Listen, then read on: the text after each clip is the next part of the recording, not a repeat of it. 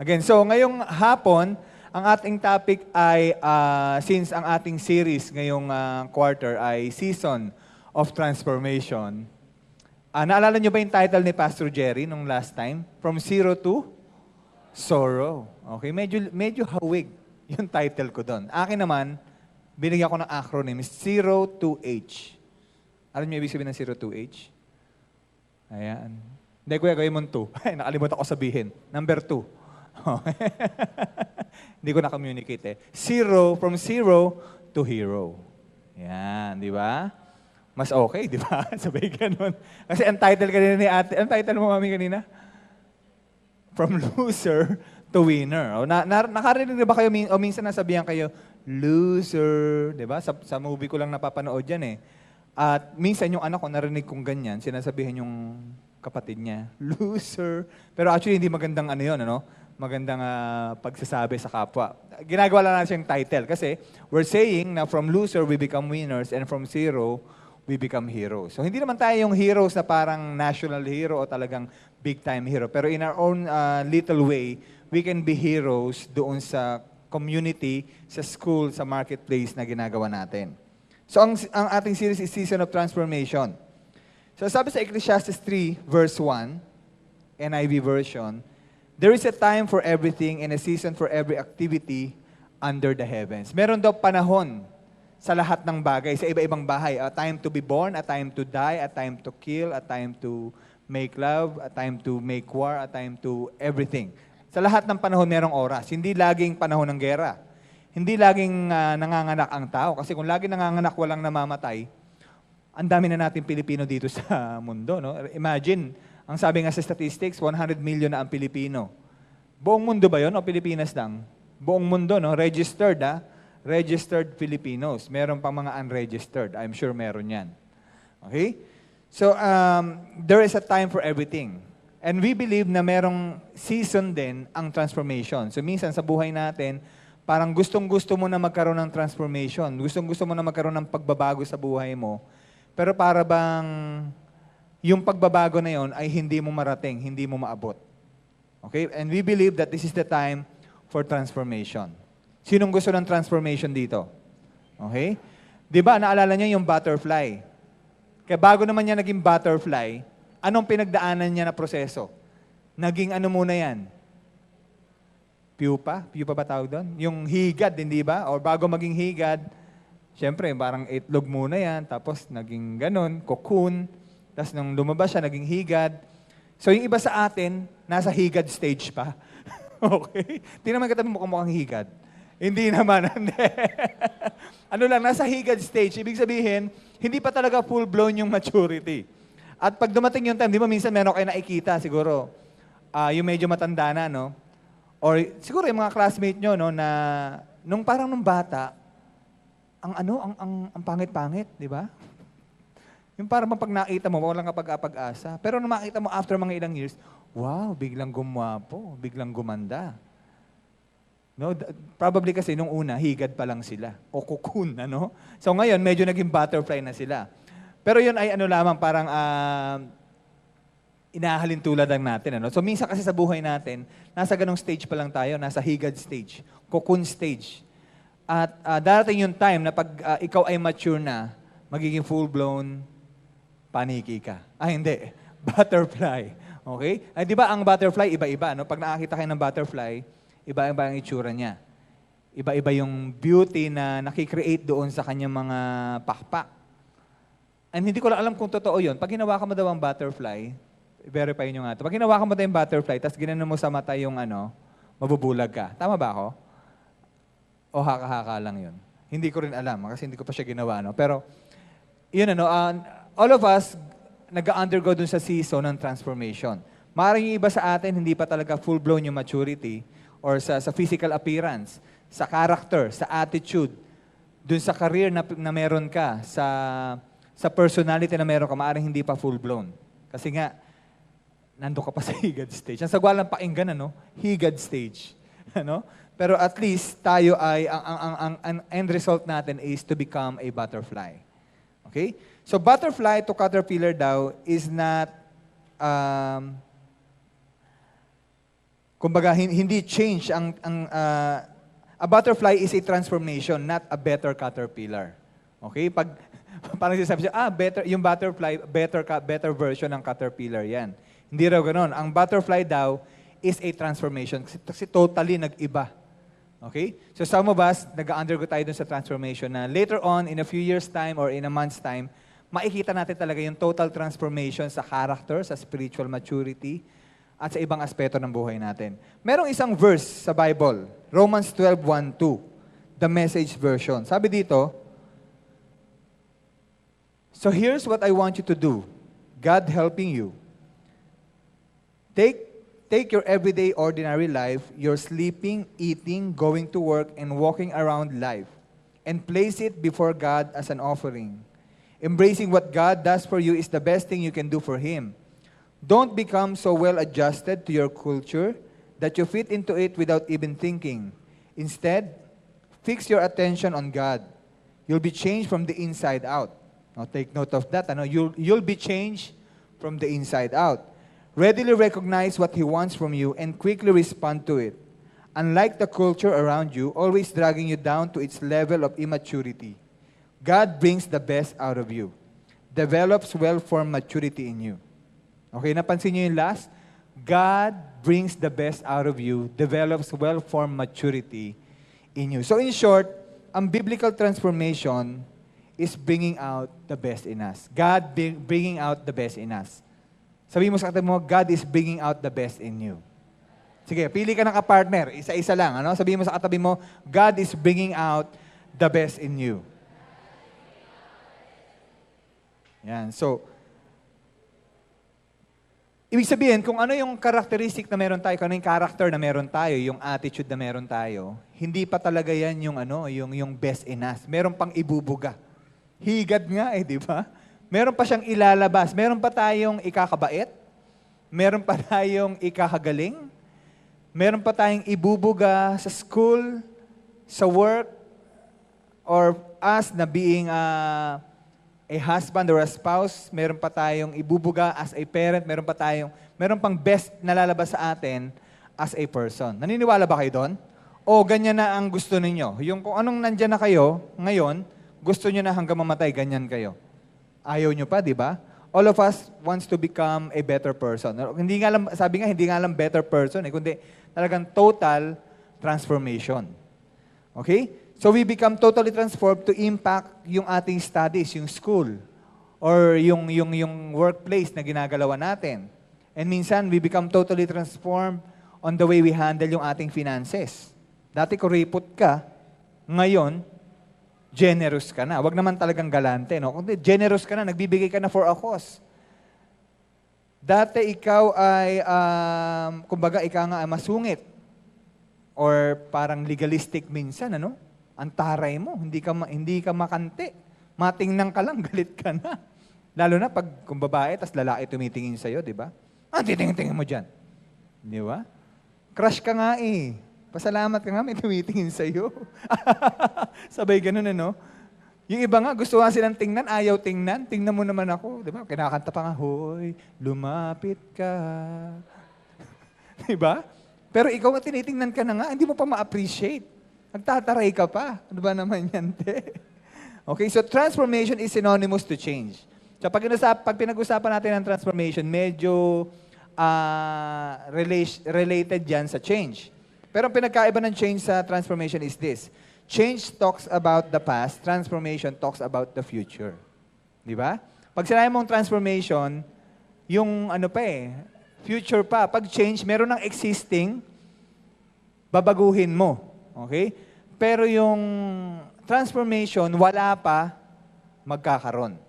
So kung dati talagang hindi, kasi kung change lang, from mataray to mabait, from mabait to mataray, hindi. From mabait to, ano bang better ng mas mabait? Mas mabait. Hindi.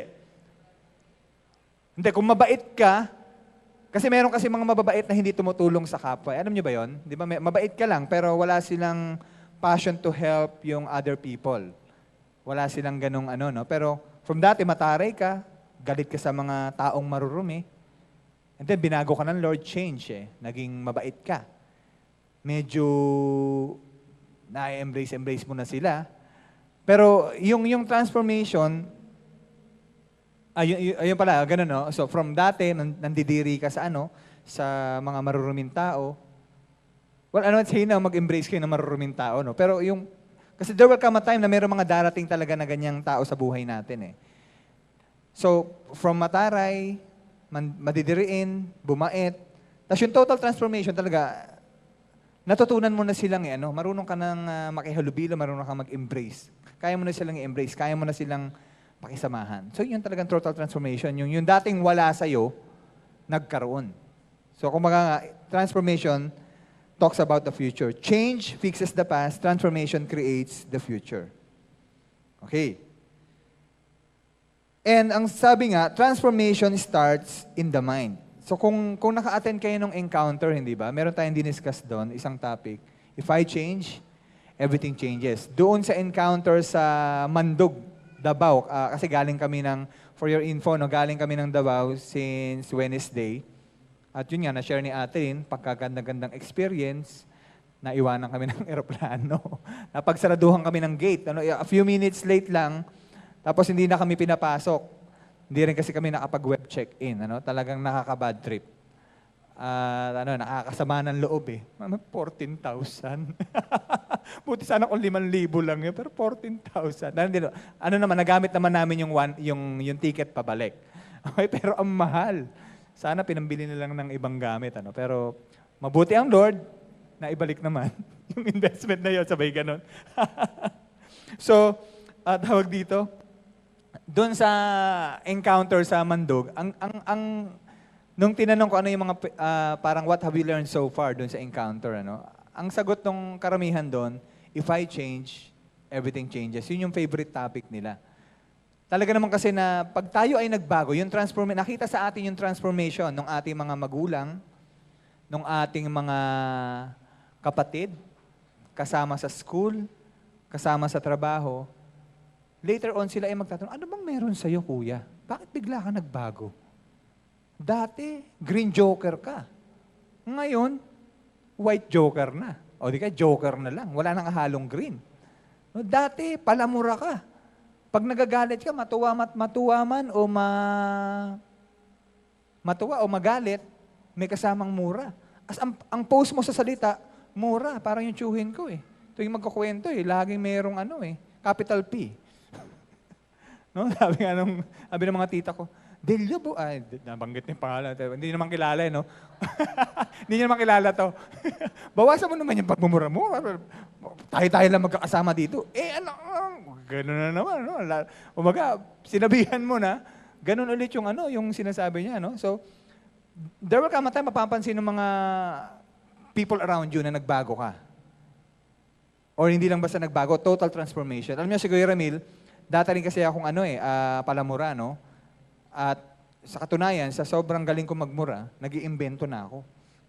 Kumbaga nagagawa ko ng Jejimon Dictionary, parang gano'n, nag-iimbento ka ng language, Parang sa asawa na to, lagi na lang si tatay, si nanay, iba naman. Di ba? So, pero alam nyo, later on, na-realize ko, nung kaka-attend ko ng Bible study pa kasi ang tawag nun eh, kaka-attend ko ng cell group o ng spice group, hindi ko namalayan, hindi na pala ako nagmumura. At sa katunayan, pag nagagalit ako, minsan nga, praise the Lord pa nasasabi, praise the Lord, pero galit ka nun. Di ba? Pero at least talagang, as in total transformation, at napansin ng mga kaibigan ko doon sa lugar na tinitiran namin, na nag-iba ako. Okay? So, actually, kung makikilala niyo ako noon, hindi na kasi ako nakapag-ready ng picture eh. Dati kasi kamukha ako si Ninya Mulak. O, kilala niyo ba si Ninya Mulak? Hindi niyo na inabot. Ito yung pinsan ni Aga Mulak. So, nakikita niyo na itsura ni Ninya Mulak. Nakasabay gano'n. Hindi, si Ninya Mulak, siya yung wonder kid. Kasabay ito ni Fernando Po Jr., Tapos nung ako ay unti-unti lumaki, naging kamukha ako si Gestone Alarcon. Yung movie niyang Wag Mong Buhayin ng Bangkay. Ayun, sabay ganun. Kala nyo, So, total transformation, From pogi to pangit, sabay ganun. Pero yun nga, buti lang, si Lord, ang gusto niya sa atin is to become a better person. Gusto niya maging better ka. Ayaw niyan lumala yung katarayan mo, kung ano man yung masamang ugali na meron ka, ayaw niyang lumalayan. Kaya nga, the moment na in-accept mo si Jesus, ang sabi sa Jeremiah 29:11, meron siyang plano sa bawat isa sa atin. At kung tatanggapin mo yung plano na yon, mangyayari yon sa buhay mo. Amen ba? Okay. So again, transformation starts in the mind. Nagsisimula daw ito sa isip natin. Kung iniisip mo na ganyan ka na lang habang buhay, talagang walang magbabago sa sarili mo. Pero if you will begin to shift yung kaisipan mo na pwede ka naman maging better person. Hindi ba mas nakakatuwa yung isang tao na nakita mo na dati worse, nung makita mo ang ganda na ngayon, di ba? O minsan, anong pipiliin mo? Maganda ka nung bata, tapos nung lumaki ka, pangit ka? O pangit ka nung bata, nung nakita ka nila, wow! Tapos sabihin nila, akalain mo? Hindi mo, mantakin mo yun. Ganun pa, di ba? Minsan ganun mga word natin. Mantakin mo yung gumanda. Nag-beauty eh. Di ba? O di ka, nag-chinchanchu. Di ba? Nag-chinchanchu ba kayo?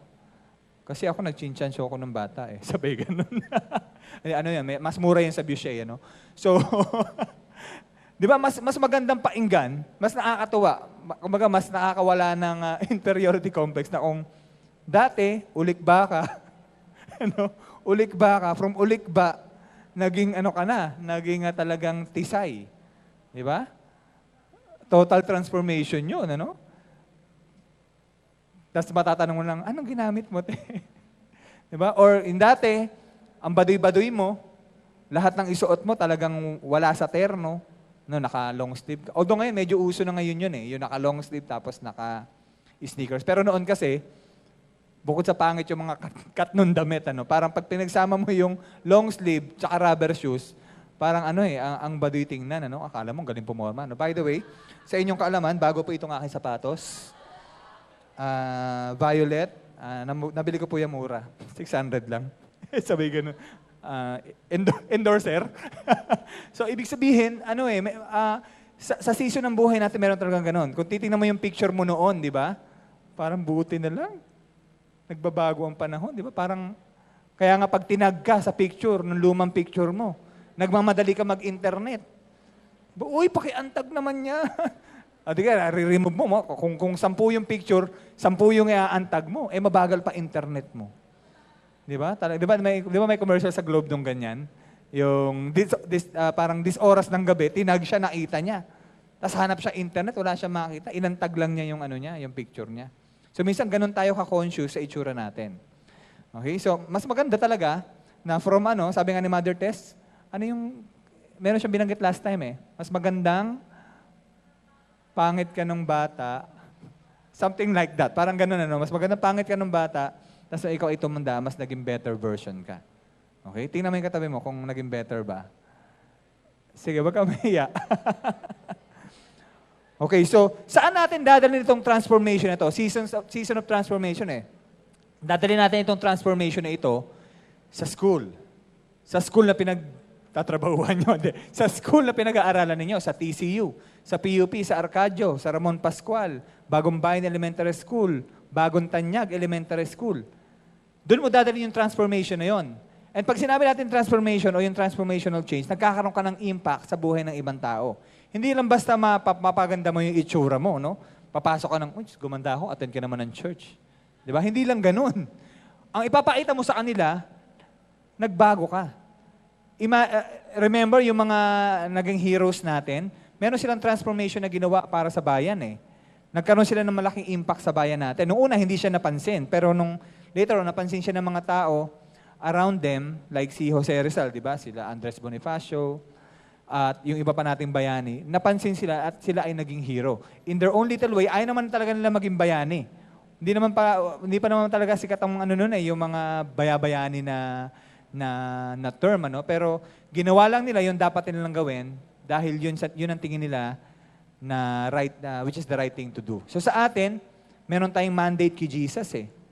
Ang mandate ni Jesus, go and make disciples, hindi ba? So paano ka mag-make disciples kung wala naman nakikitang transformation sa'yo? Pag uwi mo ng bahay, ganun pa rin ugali mo. Sinisigawan mo nanay mo. Ano ba naman yan, nay? Ano ba namang ulam to? Galing-galingan mo nga. Alam niyo ba, minsan nagawa ko sa nanay ko yan eh. Nagluto. Kasi hindi naman talaga nagluluto nanay ko. Tagalaba yun sa amin eh. Ang nagluluto talaga tatay ko, nagluto minsan. Siguro may pangarap niya rin magluto. Di kain kami. Kaming dalawa naman ang kapatid ko. Siyempre, mga immature pa, mga reklamador. Pagkain namin, tinola. Ang lasa, anak ng tinola eh. Nay, ano ba naman ito? Ba't naman ganyan? Ang tabang naman nito. Hindi naman malalagyan ng ano. Alam mo ginawa nanay ko? Siyempre, nagmumura pa nanay ko. Minura kami. Tahimik kami ng dalawa eh. Parang, siyempre, kung nagmumura kami, mas magaling yung nanay ko. Saan niya kami natuto eh. Minura kami, no? Tapos, basta may mga binanggit pa siya. Kung ayaw niyong kumain, iwanan niyo yan. Basta may mga ganun siyang salita, no? Tapos kami, kain ulit. Baliwala lang, ano? Kasi minsan nasanay ka na sa ano eh. Pero ganun na, no? Kumbaga, hindi makita ng magulang mo yung pagbabago sa'yo. Tapos there was one time, yung tatay ko, kaya kami pinipigilan no, na umattend ng church. Kasi, ganun pa rin ang dahilan. Walang makitang pagbabago sa amin. Lagi kami nag-aaway ng kapatid ko. Alam niyo ba si Kuya Remel, nakikipagsabunutan to? Sabay ganun. Yung ate ko, siyempre ate, no? Ang agwat lang nun, so kung 39 ako, 40 na yon o mga 41. Magko-40 na kasi ako sa December. By the way, sa December 20 ba nandito kayo? December 20. Birthday ko kasi yun eh. Nandito kayo nun? Kasi wala ako nun. Hindi, so, 40 years old, ano? Nung bata kami, mga edad 8 to 7, ang dalas namin magsabunutan ng kapatid ko. Medyo expert din ako sa pagsabunot eh. No? Kasi magaling din siya magsabunot. As maiksi ang buhok niya, ang ginagawa ko, nililet loose ko muna. Pag hawak kong ganun, lalarga muna akong ganun, tapos hihilahin kong ganun. Di ba? Talagang expert eh. So sabi, aray. Tapos ginaganon ko yung buhok. Pag naalala ko yung mga ganong away namin ng kapatid ko, enjoy naman. Sabay ganun. Pero ngayon, alam niyo yung kapatid ko, total transformation. Pag nakita mo ngayon yon, di ba? Sino nakakilala sa kapatid ko, di ba? Pag nakita niyo yung kapatid ko ngayon, parang ang hinhin eh. Talagang nagbago na. Siyempre, nanay na siya. Dapat na magbago na.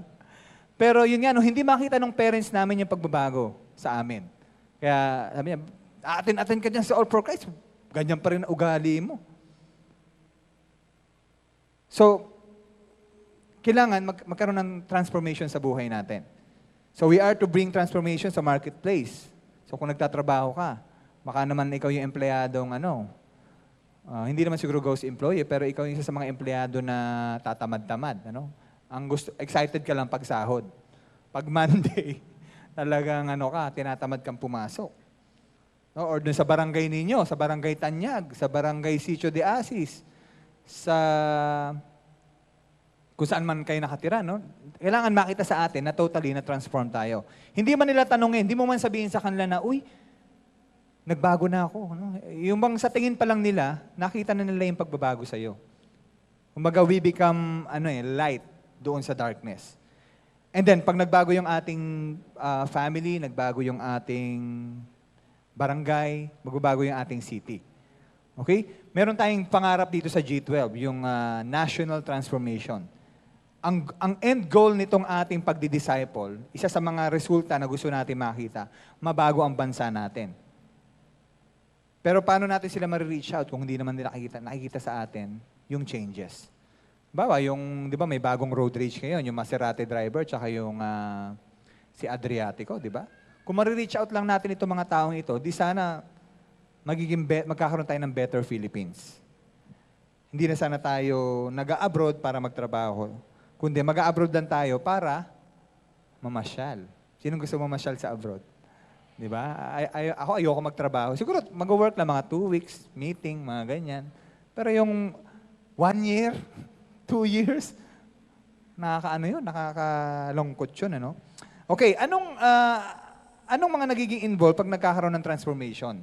Okay, sa transformation, merong, I think, 4 na nangyayari pag nagkakaroon ng transformation. Transformation involves, or yung tinatawag nating pain. No? Minsan, pag meron kang gustong baguhin sa buhay mo, yung totally ma-transform, minsan masasaktan ka dyan. Kasi minsan yan sa ugali di ba? Para mabago yung ugali mo, kailangan i-confront yung ugali mo. Sabihin sa'yo, ang sama ng ugali mo. Napakamakasarili mo. Ano pa ba mga sama ugali? Nasabihan na ba kayo ng dalahira? Ano ba ibig sabihin ng dalahira? Parang, yun Walang pakundangan, yung daldal lang ng daldal, maingay. Di ba? So minsan, para totally matransform tayo, especially mga magulang natin pag nagagalit sa atin, sasabihin sa atin yung most painful na words na pwede natin marinig. Minsan, ang sakit pakinggan talaga nun. Pero if you will be open to change o dun sa transformation, kailangan daanan mo to pain. Kailangan masaktan ka muna para magbago ka. Okay? Although meron namang may mga time na nagbabago, hindi naman talaga nasasaktan. And then, transformation involves adjustment. Kailangan ka mag-adjust sa situation. Mag-adjust ka sa paligid mo. Hindi pwedeng ikaw ang nasusunod, yung gusto mo. Meron ba kayong kilalang taong ganun? Yung bang pag nag-suggest, kaya nga suggestion may option ka na i-take yung suggestion o hindi. Nag-suggest, nung hindi na-take yung suggestion, nagalit. Diba? Feeling magaling, GGSS Diba? Suggestion nga Kaya pag suggestion, pwede ba natin gawin to? Kaso nung hindi mo in-entertain yung suggestion, iniwanan ka ngayon, nag-walk out. Diba? Galing, no? Okay, so pain, adjustment, or yung inconvenience. Minsan sa transformation, merong mga inconvenience na pwede mangyari sa atin. And sometimes it involves yung money. No? Para sa total, siyempre kung physical transformation 'yan, kailangan gumastos ng pera para magkaroon ka ng total transformation. And especially sa mga Spice Group leader, kung kayo ay cell group leader, Spice Group leader, kung gusto niyo magkaroon ng transformation sa inyong cell group, minsan kailangan mong daanan ito. Minsan merong pain. Te-text ka ng cell group member mo. Uy, lika na, cell group tayo, kuya, tinatamad ako. Minsan ganun talaga, tinatamad ako, kuya. Busy ako. Diba? So minsan mag-a-adjust ka sa schedule. Although hindi ka available ng ganitong araw, pero kailangan mo mag-adjust. Tapos convenient ka na nasa bahay ka, tapos pupunta ka pa doon sa school para mag-conduct ng Spice Group. And lalo na kung wala kang pera. Hindi mo sila mapakain. Okay? Sabihin mo na lang sa kanila, man does not live by bread alone, but by every word that comes out of the mouth of God. Diba? Wala kang pakain. Ni tubig, wala. Pero again, natutuwa ako dun sa mga ilang matutuwa kayo dun sa ilang mga Spice Group leader natin, na talagang especially pag summer, gumagawa sila ng paraan para magkapera. Titinda ng pulburon, titinda ng load. Basta gumagawa sila ng means para magkaroon sila ng pera. In a way, nila ito sa kanilang cell group. Okay, so those are the things na pwede ma-involve during the transformation. Okay? Ngayon ang tanong, so kuya, sige, okay na kami, gusto na namin ma-transform. Pero papaano ba kami matatransform? Okay, meron akong 3 letter lang. Actually, 1 word to. Kanina ko lang ito nakuha kay mami dun sa first niya. How do we transform or how do we experience transformation? Ayan, ganda, no? We should die. Okay, bakit die? Meron yung acronym yan Okay? Number 1, letter D, desire. Okay, desire transformation. Pangarapin mo, i-desire mo na mag-transform ka, na mabago ka. Or, in other words, mangarap ka ulit. Kung sa buhay mo, wala ka ng pangarap, sa family mo, wala ka ng pangarap, tinanggap mo na lang na ganyan ang family mo, tinanggap mo na lang ganyan ang parents mo, tinanggap mo na lang ganyan ang takbo ng buhay mo, then you won't be able to experience yung transformation sa buhay mo. Desire to be a better person, desire to be a better student, a better Spice Group leader, a better network leader, a better spouse, or a better primary 12 member. Kung primary 12 ka, ito yung sa mga offices kasi, meron tinatawag na ownership of responsibility. Pag binigyan ka ng trabaho, i-own mo yung responsibility na yun. So pag inassign ka as primary 12, as Spice Group leader, talagang panindigan mo, Spice Group leader ka. Panindigan mo yung pagiging primary 12 mo. Panindigan mo yung pagiging network leader mo. Panindigan mo yung pagiging estudyante mo. Huwag yun ang gayahin si Kuya Ramil, yung estudyante. School bukol ako nun Diba? Na-share ko naman sa inyo, 6 times algebra, kinuha ko. Kabisado ko na ba? Di pa rin. Diba? Kasi hindi ko inon yung responsibility ng pagiging estudyante. No, kung meron man akong pinagsisihan, kung natapos ko ang aking... meron kasing kantang ganun, ano? Although, syempre, all things work together for good. And God doesn't look doon sa nakaraan mo eh. No, He can still use you kung ano man yung past mo. Dahil meron namang better plan ng Panginoon sa'yo, kung magbabago ka, pwede mabago yung takbo ng buhay mo. No, kung meron man ako pinagsisihan, sana nung bata, nung ako ay college, nag-aral ako mabuti. Kasi sana, pagdating ng mga, although nakakapag-develop naman ako, nakakapag-program, pero pag meron ako mga gustong mga application na gustong gawin, kasi hindi na na-practice yung isip ko sa yung complicated na pag-iisip eh. Para pag iniintindi, ang hirap naman ito. Hindi ko maintindihan. Alam niyo ba yun ang isa sa mga reason kung bakit tayo sinasanay sa mathematics? Para ma-practice yung ating pag-iisip ng complicated na pag-iisip. Hindi lang ba sa isip-isip, kundi talagang mapuwersa yung ating isip na mag-isip ng napaka-complicated. Kasi pagdating sa workplace, yun na talaga yung real scenario, no? Medyo mahihirap na yung mga sitwasyon. So kaya kung sa school pa lang, medyo hirap ka, pagdating mo sa trabaho, medyo mahihirapan ka rin.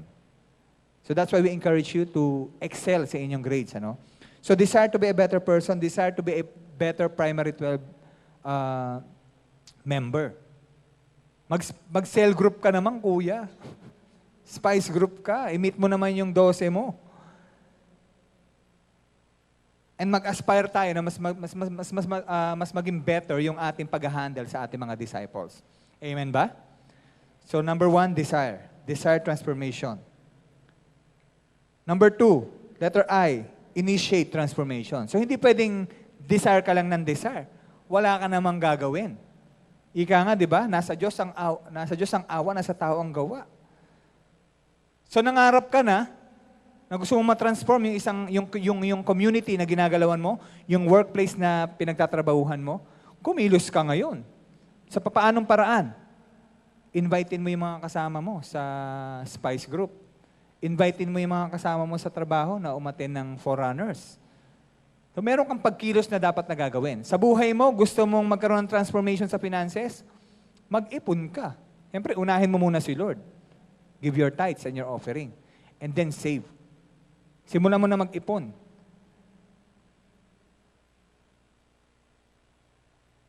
And then sa family natin, kung gusto mo mag-improve yung relationship ninyo ng inyong mga magulang, I'm sure yung merong iba dito sa atin na maaaring hindi maayos yung relationship mo sa parents mo.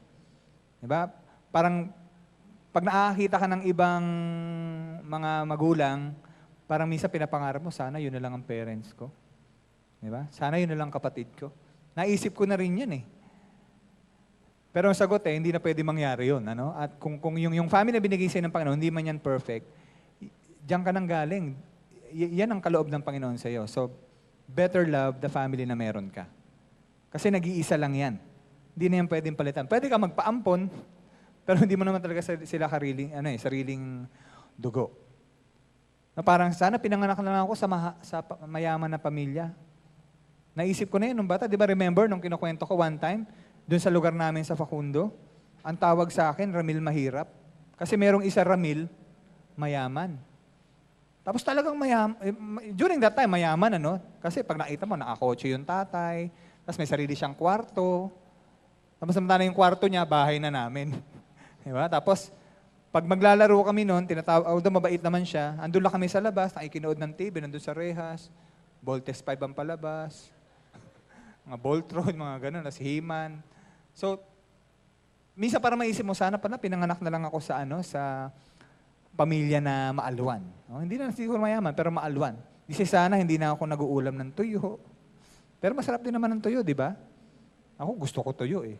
Minsan lang talaga, ang kabataan parang mayroong pride eh. Gusto natin mga donut, ham, mga ganun na ulam natin, hotdog. Puro pampamatay na maaga. Di ba? Pero pagtanda mo naman, okay naman ang tuyo. Ang sarap naman ng tuyo. Okay na ma-experience mo yung mga bagay na ito, Pero ang key point lang dito is, kung ano yung meron ka ngayon, dapat in the near future, magiging better person ka. Okay? So desire, initiate, dapat meron kang gagawin para yung transformation na yun ay mangyari. And then lastly, expect transformation. Expect mo. Pinangarap mo na nga eh. Nag-initiate ka na. So dapat meron kang ini-expect na transformation na mangyari. I-visualize mo. Begin to see the impossible. Parang sa tingin mo, imposible na na magkaayos kayo ng parents ninyo. No, hindi maayos ang relationship niyo ng parents niyo. Parang imposible. Pero begin to pray about it. Ano? Begin to believe the impossible. Parang napaka-imposible sa human eye. Pero if you will look beyond doon sa nakikita ng mata natin, pwede mangyari yung mga dinidesire natin, yung ine-expect natin, yung mga gusto natin mangyari sa buhay natin according sa plans and promises ng Panginoon. Okay? So we believe na all of us will experience transformation if we will die. If we will desire, we will initiate, and we will expect from the Lord. Amen ba? Palakpakan natin si Jesus. And in closing, maaring iba sa inyo dito, dahil first time mo maka-attend. Kanina binabanggit ko, naka-experience ako ng transformation. Yung dati kong buhay, na ako ay edad siguro mga 12, 13, dati rin ako umiinom eh. Dati ako manginginom. Dati ako nagsisigarilyo, at pagala-gala sa kalye. Pero when I come to know the Lord, one day, 1987, o 86 yata, summer youth camp sa Mabitak, Laguna. May isang pastor, ang sabi niya, that I needed a Savior. Kailangan ko raw ng Diyos sa buhay ko para maligtas. Hindi ko raw kayang baguhin ang sarili ko dahil, sabi sa Romans, for all have sinned and fall short of the glory of God. Sinabi rin niya doon na sa John 3:16, for God so loved the world that He gave His only Son, that whoever believes in Him shall not perish but have eternal life. Alam niyo, nung araw na yon, summer youth camp, nagtawag siya, sinong gusto mag-alay ng buhay sa Panginoon? Nagtaas ako ng kamay. Kasi na-realize ko nga, hindi ko kayang baguhin ang sarili ko eh. Pwede ako maging better person, pero hanggang anong level lang yung pwede magbago sa akin. Or possible, magbabago ako for a while, pero babalik ako dun sa dati kong buhay. And I can tell you na from the time na ako ay nag-accept kay Jesus since 1987, hindi naman naging perfect ang buhay ko. Hindi naman kagad na wala lahat yung bisyo ko. Sa katunayan, pag uwi ko, nagmumura pa rin ako, naninigarilyo pa rin ako, at umiinom pa rin ako. No? Pero doon sa patuloy ko na pagdalo ng mga gawain ng Panginoon, isang araw na napansin ko na lang sarili ko, hindi na ako nagmumura, hindi na ako, wala na akong desire uminom, wala na akong mag-desire manigarilyo. Yung process ng change, nandun naranasan ko eh. So again, ang pag-alay ng buhay sa Panginoon, we don't expect you, God doesn't expect you na magbago. Kasi it's a process eh. Ang gusto lang ng Panginoon, come as you are ngayong umaga, ngayong hapon. And let me tell you na you cannot change yourself just by your own. Hindi mo kayang baguhin ang sarili mo ng sariling lakas mo lang. You need God in your life. Kailangan mo siyang tanggapin as your personal Lord and Savior. And ang good thing, ang promise niya, kapag tinanggap natin siya, lahat ng hilingin natin na according sa plano ng Panginoon, ipagkakalob ng Panginoon. And hihilingin natin sa Lord that as we accept Him as our personal Lord and Savior, na baguhin niya tayo unti-unti. Mahirap din naman kasi pag pinuwersa mo eh. Although may mga time talaga na gano'n na pinuwersa magbago, talagang for good, nagbago siya. Pero minsan, hayaan lang natin na ang Panginoon mangusap sa atin. I-convict tayo ng Panginoon na tigilan yung mga bagay na ginagawa natin.